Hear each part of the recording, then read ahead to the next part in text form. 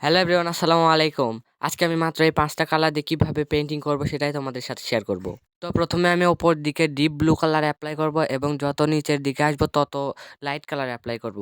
তো এবার আমি স্কাই ড্র করার জন্য একদম লাইট ব্লু কালার এপ্লাই করে দেব এবং তারপর আমি নিচে বিচ আঁকার জন্য এখানে ব্রাউন কালার ইউজ করব।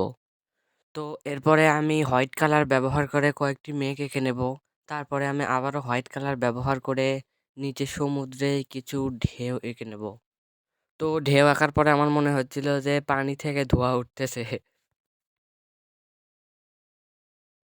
তো তারপরে আমি পেছনের দিকে কয়েকটা ছোট ছোট ঢেউ এঁকে নেব এবং ওপরে ২টা হোয়াইট কালার দিয়ে পাখি এঁকে নেব, তাহলে আমাদের আর্ট একদম কমপ্লিট।